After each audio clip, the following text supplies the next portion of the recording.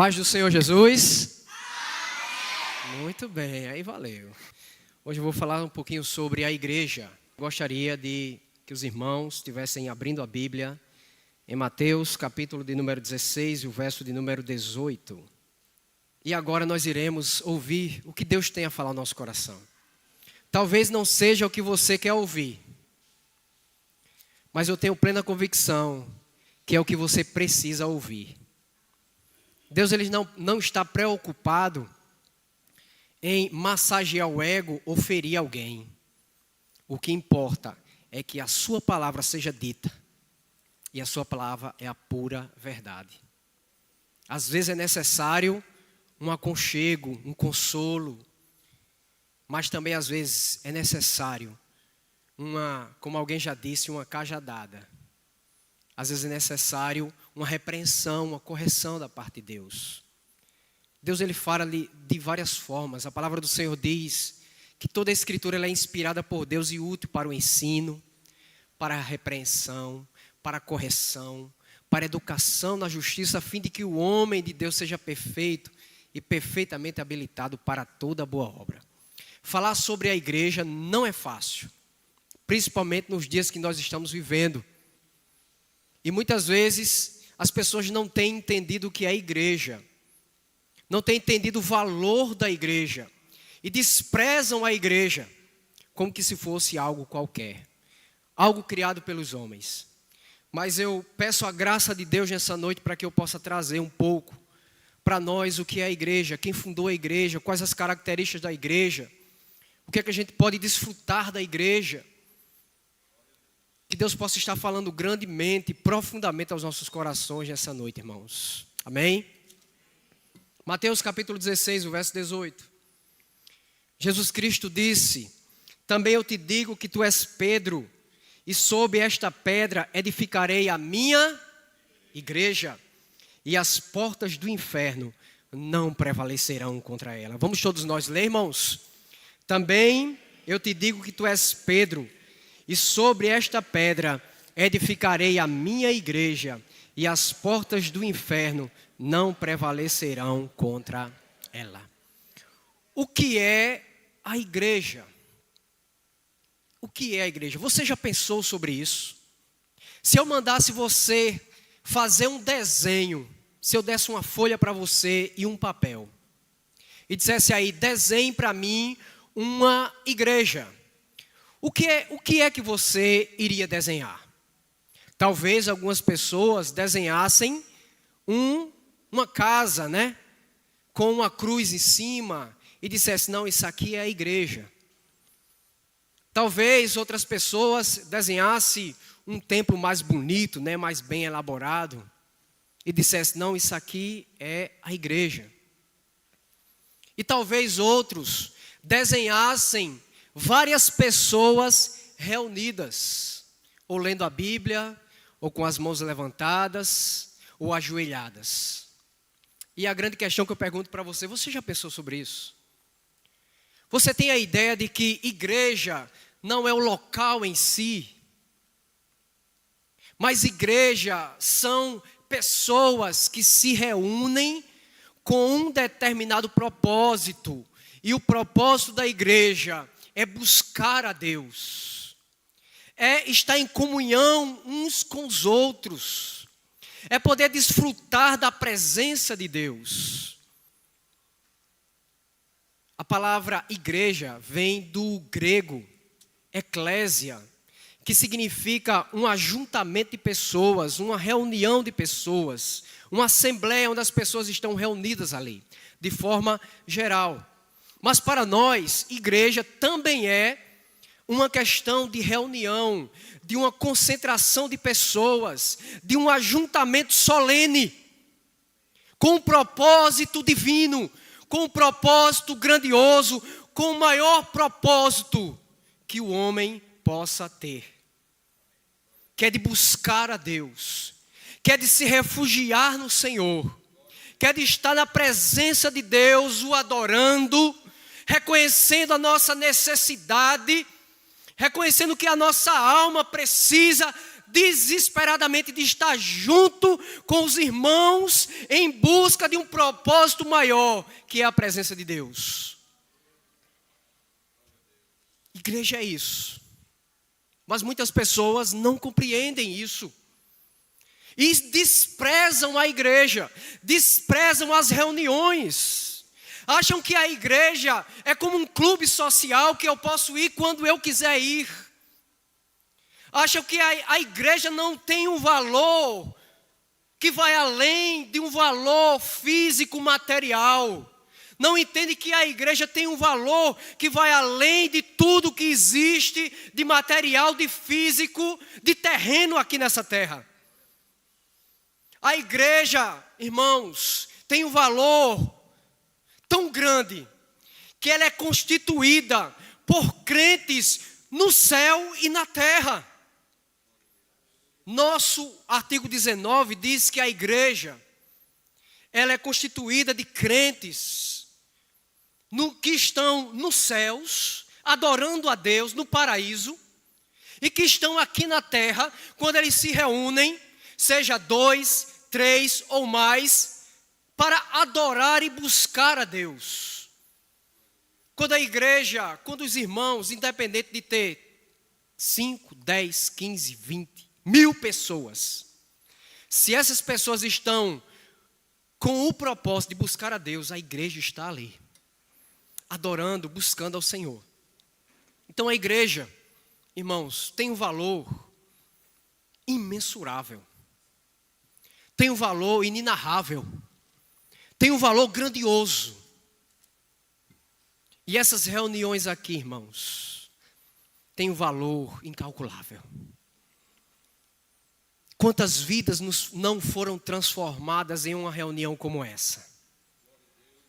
Quantas vidas chegaram aqui desesperadas, sem saber o que fazer da vida, muitas vezes embriagados, drogados, e quando se reuniram, puderam sentir a presença de Deus. Deus, através de sua palavra, falou ao seu coração, e quando foi feito o apelo, a pessoa correu aos braços de Cristo e disse: eu dependo de Cristo, eu preciso de Cristo, eu não posso viver sem Cristo.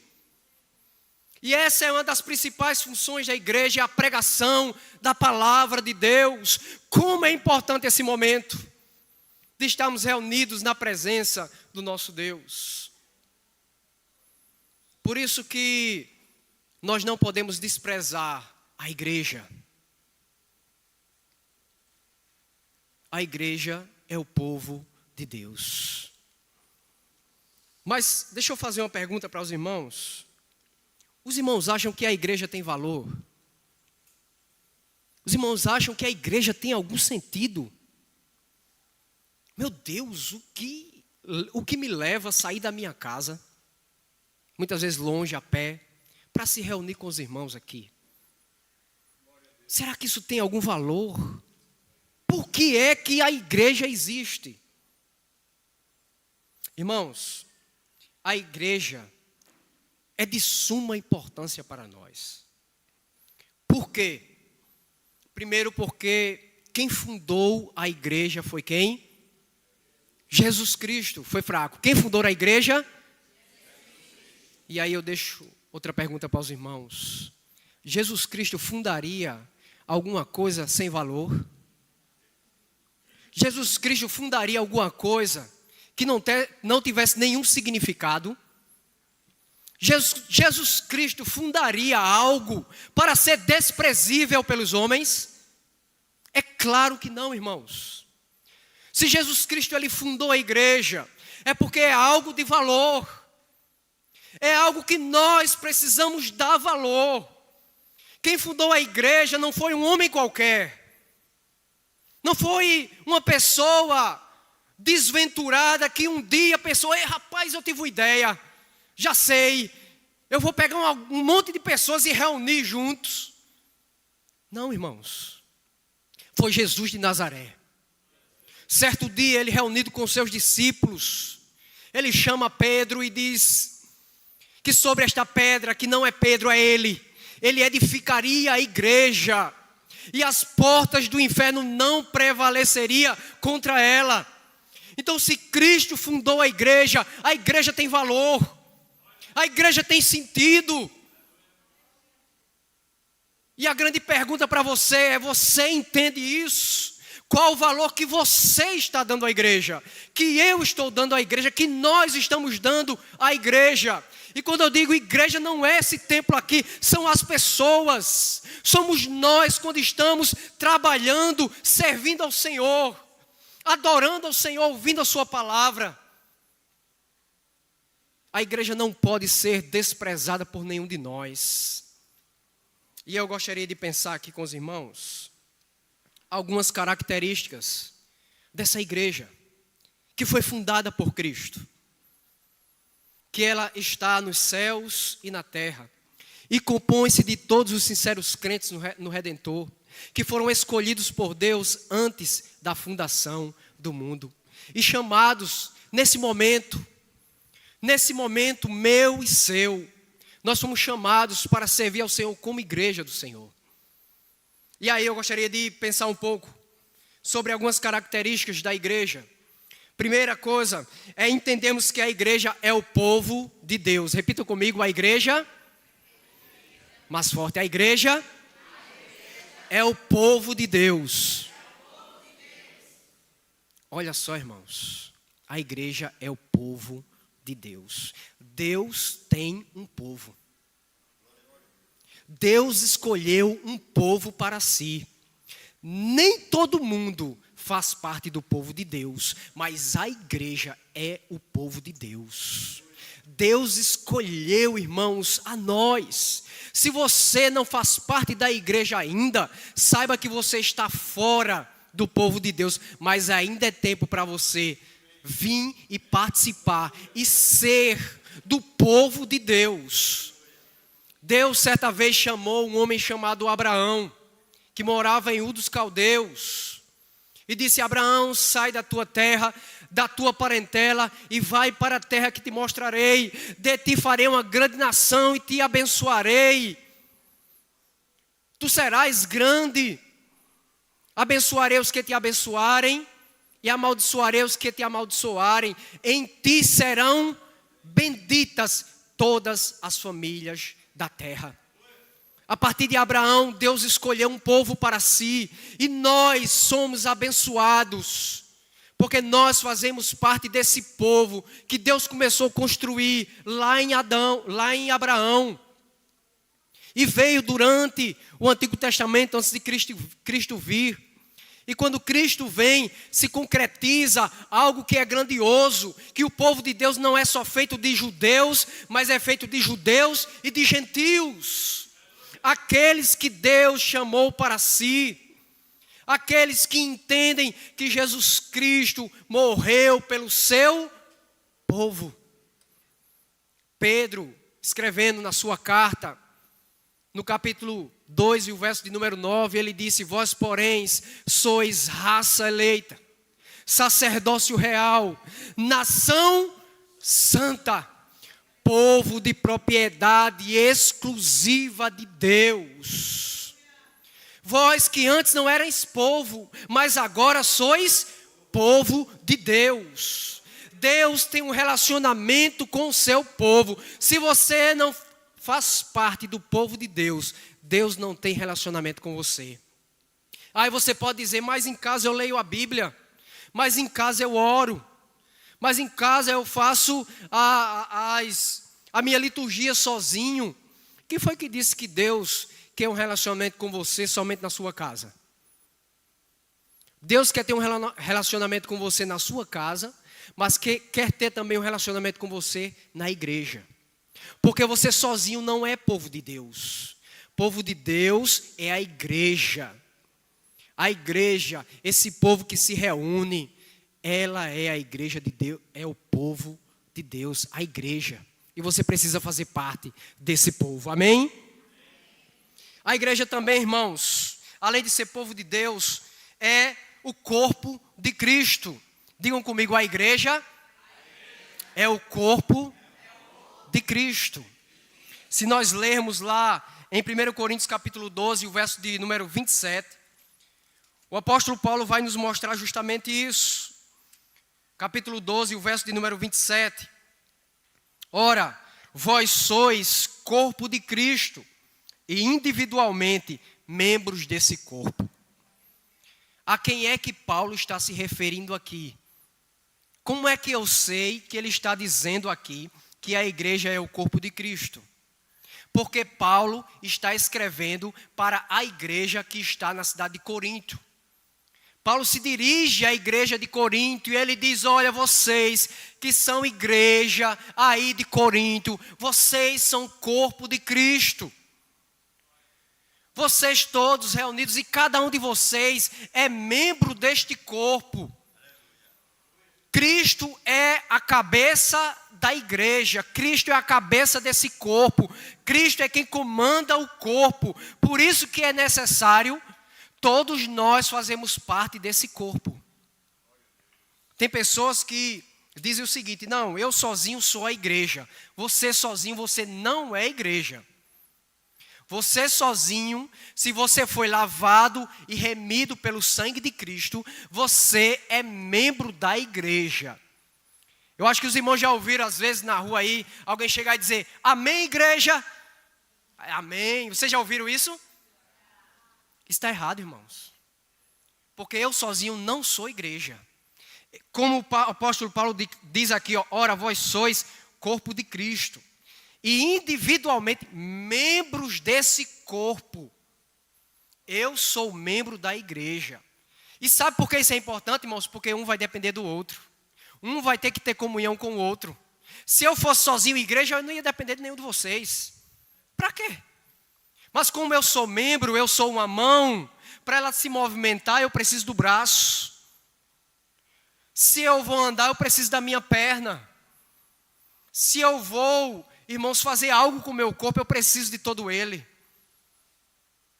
Cada membro tem a sua função e tem a sua funcionalidade no corpo. Então todos nós, irmãos, na igreja, temos as nossas funções. Nós somos membros. Todos nós no corpo de Cristo somos importantes. No corpo não há ninguém inútil. Não pense que você, que faz parte da igreja, você não tem nada para fazer. Você tem, você é membro. Você tem alguma funcionalidade. No seu corpo algo vai servir. Vocês sabem para que serve o dedo midinho, irmãos? Para nos dar direção. Vocês sabem para que serve o dedo grandão? Para nos dar sustentação para o nosso corpo.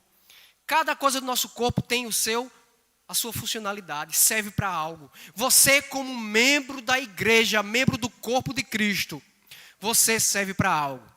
E se você não faz parte do corpo de Cristo, você está fora dos propósitos de Deus para a sua vida. Você precisa entender que você precisa fazer parte da igreja, ser membro da igreja. Entenda, irmãos, o quão precioso é a igreja. Além da igreja ser povo de Deus, a igreja é o corpo de Cristo. Nós somos membros desse corpo e cada um de nós precisamos entender isso. Entender que nós temos muito trabalho a se fazer. Deus não chamou você para participar do corpo dele para você ser inútil. Para você ficar em casa quando tem culto. Para você ficar em casa quando tem algum trabalho da igreja. Deus quer que você sirva como membro desse corpo. Outra coisa interessante, irmãos, que o corpo, além dele se alimentar, não é verdade? Mas ele também trabalha. E aí tem muitos membros da igreja que querem somente se alimentar. Querem somente vir para a igreja para receber.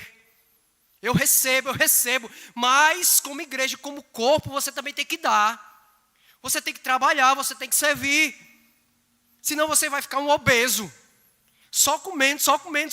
Daqui a pouco você vai estar tão gordo que nem vai poder andar, espiritualmente falando. Então é necessário você vir, se alimenta, recebe a palavra e agora você vai fazer o quê? Trabalhar, servir. Como a minha mão trabalha, quando eu esfolho aqui a Bíblia, Quando a minha boca, a minha voz está falando aqui, ela está trabalhando. Entende, irmãos? Então todos nós precisamos trabalhar para o Senhor. Nós precisamos arregaçar as nossas mangas. Não podemos estar parados. A igreja tem muito trabalho de se fazer. E a gente não pode ficar parado. Amém? Terceira característica da igreja. A igreja é povo de Deus, corpo de Cristo. A igreja é a noiva de Cristo. Repita comigo, a igreja é a noiva de Cristo. Que coisa linda, né, irmãos? Tem um livro na Bíblia chamado Cântico dos Cânticos. É um livro que foi escrito pela Sulamita e por Salomão. Uma declaração de amor. E ali, irmãos, é uma tipologia do amor que Cristo como noivo tem pela sua igreja. E como a igreja que somos nós, amamos ao nosso noivo, que é Cristo Jesus. Lá tem um texto maravilhoso que diz assim: Tu és toda formosa, querida minha. Em ti não há defeito. Sabe o que é que Cristo diz para a gente, irmãos? Como igreja e como noiva dele. Como tu és formosa, querida minha. Como tu és formosa, igreja. Em ti não há defeito. Mas como é isso, irmãos? Um bando de pecador. Um bando de pecador. Cristo olha para a gente e diz: como tu és formosa. Em ti não há defeito. Vocês sabem por quê, irmãos? Porque em Cristo nós fomos feitos perfeitos. Em Cristo não há mais imperfeição em nós. Cristo já nos vê com Ele assentado nos lugares celestiais. Cristo já nos vê pessoas glorificadas.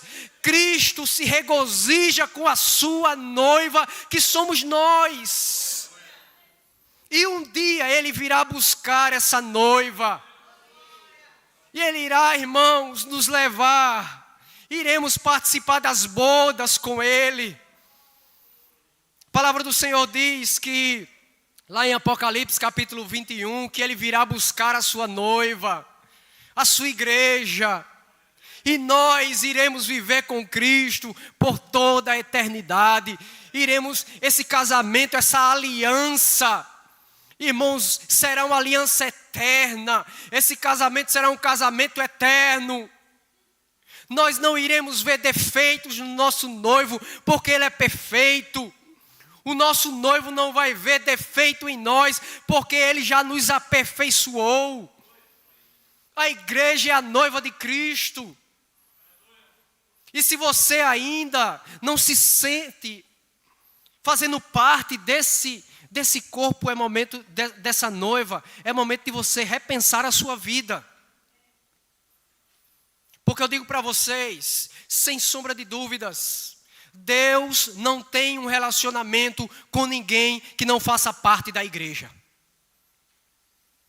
Os propósitos de Deus, as bênçãos de Deus, o relacionamento que Deus quer ter é com o seu povo, é com a sua igreja, é com o seu corpo, é com a sua noiva.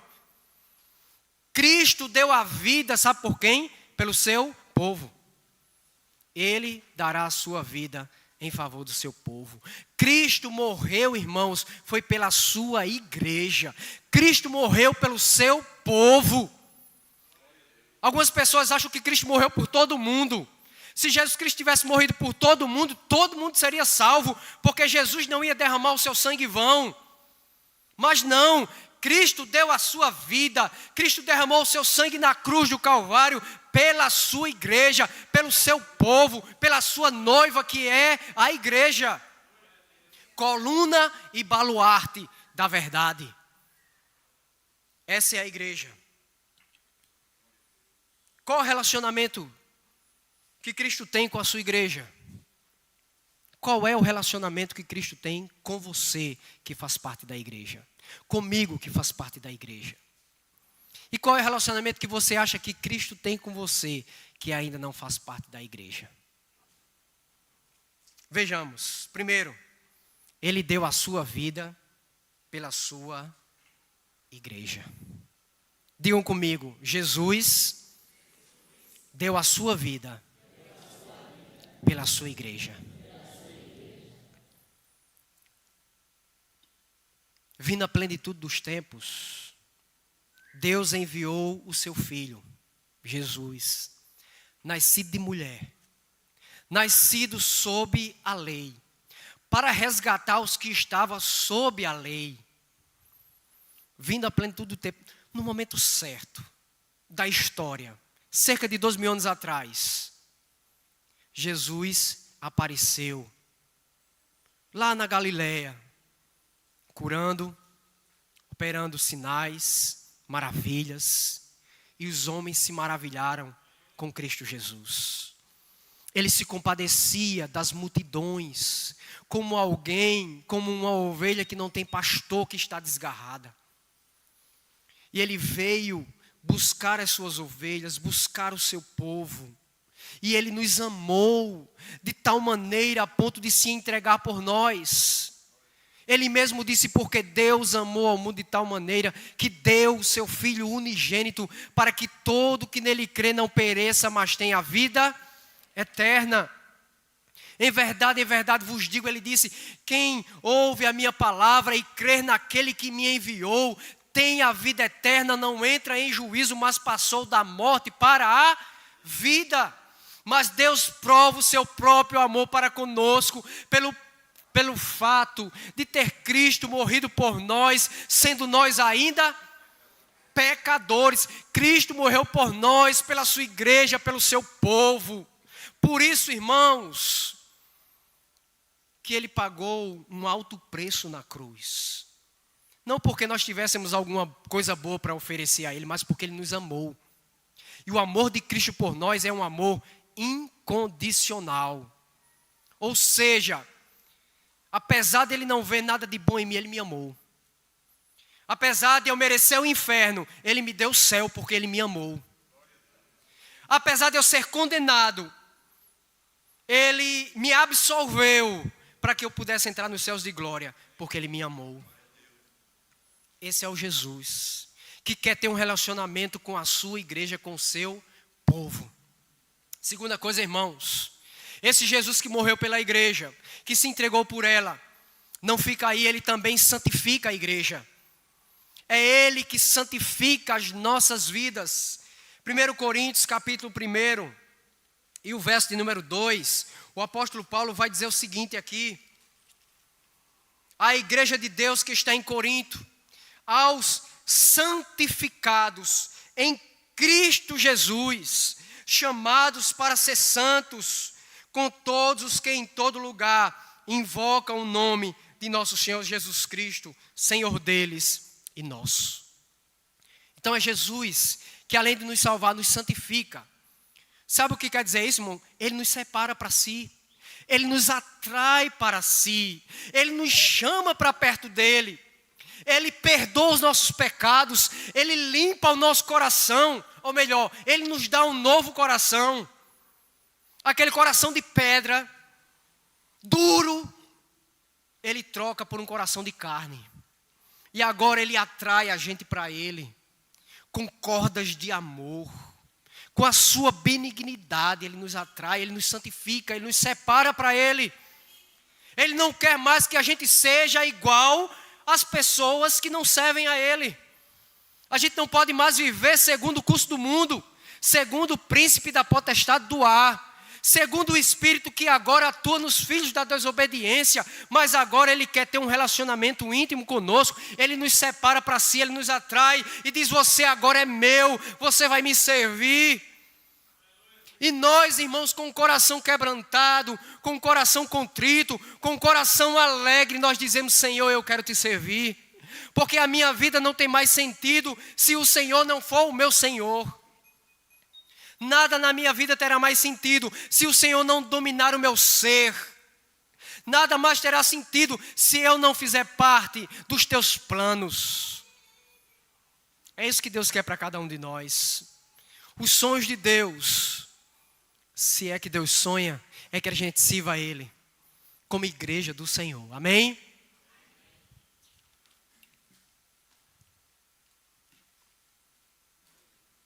Eu gostaria de pensar um pouquinho, algumas coisas, que são equívocos das pessoas que não sabem o que é a igreja. Equívocos de pessoas que não sabem o que é a igreja. Primeiro, é que existem pessoas que acham que podem ser salvas fora da igreja.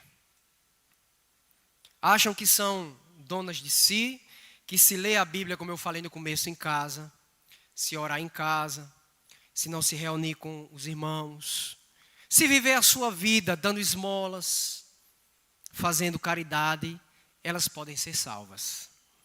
Mesmo sem fazer parte da igreja. Mas isso não é possível, irmãos. Fora da igreja, pelos meios ordinários, pelos meios de graça, não tem como a pessoa ser salva. Porque o relacionamento de Deus é com a sua igreja. Se você quer ser salvo, se você quer ir para o céu, se você quer servir a Cristo, você tem que fazer parte da igreja. Segunda coisa, que eu já falei, é que existem pessoas que acham que sozinho é a igreja, mas não são a igreja. Vocês já ouviram falar nos desigrejados? Creio que já, né? Pessoas que acham que não precisa da igreja, que ele sozinho pode viver, fazer a vontade de Deus, e assim ser salvo, ir para o céu, porque ele está lendo sua Bíblia e fazendo aí as suas obras, pregando muitas vezes um evangelho entre aspas, mas não há condições de você pregar o evangelho se você não faz parte da igreja. Porque uma das principais funções da igreja é a pregação do evangelho. E a terceira é que você pode ter um relacionamento com Deus sem fazer parte da igreja. Nada disso é possível, irmãos. Nada disso. Não se acomodem. Não coloquem na cabeça de vocês de que vocês, eu vou repetir isso porque isso é muito importante. Não achem que se vocês somente ler a Bíblia em casa, só orar em casa, não participar desses cultos, dessas reuniões, é suficiente para a vida de vocês. Não façam isso. Essa não é a vontade de Deus para nenhum de nós. Me lembro agora da pandemia. Que agonia, irmãos. Que tempo difícil. A gente não podia estar aqui, não. Às vezes eu vinha, o pastor, ou algum irmão vinha para cá, para fazer a live. Que tristeza, irmãos. Às vezes eu vinha, botava aqui o microfone, o celular, olhava para a igreja, ninguém. Sabia que tinha alguns irmãos que estavam em casa me ouvindo, mas não era a mesma coisa. Não era a mesma coisa. Então só ler a Bíblia em casa, só orar em casa, não é suficiente para você ir para o céu. Você tem que fazer parte da igreja. Amém? E para terminar, aqui, conclusão. Só é salvo quem fazer parte da igreja. A igreja é a instituição mais importante do mundo. A igreja é a instituição mais importante do mundo. Não existe outra instituição mais importante do que a igreja. Pensem nisso. Você pode fazer parte aí de qualquer outro clube, né? Mas como a igreja não existe. Terceiro, as marcas da verdadeira igreja são as seguintes. Ela mantém a pregação pura do evangelho. E aí eu faço aqui um alerta para os irmãos. tenham cuidado no que vocês estão ouvindo nas redes sociais. Porque tem muitos que estão pregando aí nas redes sociais, dizendo que estão pregando a palavra de Deus, estão pregando o evangelho, mas não está de acordo com as sagradas escrituras. Muito cuidado. Talvez você esteja escutando um herege, um falso profeta. Não deixe de vir para a igreja, para ficar em casa escutando outros pregadores. Tenham cuidado com isso. Isso muitas vezes é a artimanha de Satanás, para confundir a sua cabeça. Porque aí tem muitos dizendo, não, esse negócio de se reunir, isso é besteira. Não, esse negócio de templo é besteira. Não, esse negócio de dar o dízimo é besteira. Não, esse negócio de dar oferta é besteira. E aí começa, irmãos, as besteiras. Não, não tem nada a ver. Não tem problema. Não, você pode fazer o que você quiser. Tenham cuidado, irmãos, com esses falsos profetas. Participe de uma igreja que procura pregar a palavra pura e verdadeira, o evangelho do nosso Senhor e Salvador Jesus Cristo, que prega a palavra do Senhor. Não que prega coisas que vêm na minha mente e o que eu acho. Tem pessoas, tem pregadores que estão dizendo assim, Deus está mandando eu te dizer, e o que ele diz não está de acordo com o que a Bíblia diz. Tenham cuidado com isso. Muito cuidado com o que os ouvidos de vocês estão ouvindo. Porque talvez não é o evangelho puro e simples do nosso Senhor e Salvador, Jesus Cristo. Outra marca importante da igreja verdadeira é que ela, irmãos, pratica os sacramentos. Os sacramentos que Cristo instituiu são dois: a ceia e o batismo, ou o batismo e a ceia. É preciso todos nós nos batizarmos. Quem crê e for batizado será salvo. Quem, porém, não crê será condenado. Então é necessário a igreja verdadeira batizar. E um batismo sério em nome do Pai, do Filho e do Espírito Santo. Não, irmãos, com outra coisa a não ser com água. Porque tem uns aí que estão querendo batizar, irmãos, até com lama, com areia. Que é isso, irmãos?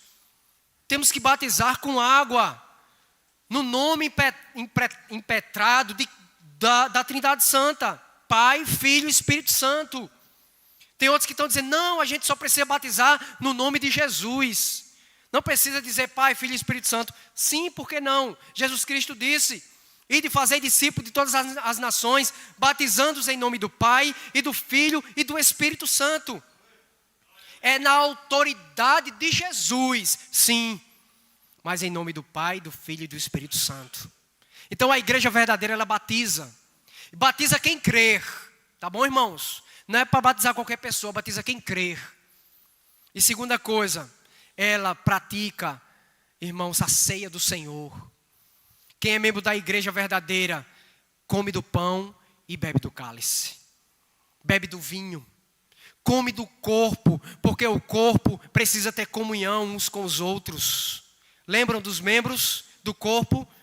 Como a minha mão direita não vai ter comunhão com a minha mão esquerda? Eu preciso ter comunhão.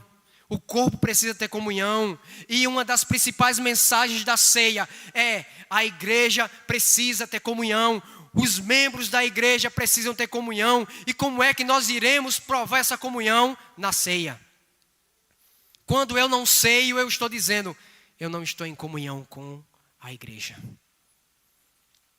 E quando nós tomamos o vinho, nós estamos dizendo que participamos agora de uma nova aliança com Deus. Através do sangue de Cristo Jesus, nós temos comunhão com Deus. Jesus Cristo abriu o lugar santo dos santos. Jesus Cristo abriu o paraíso para nós.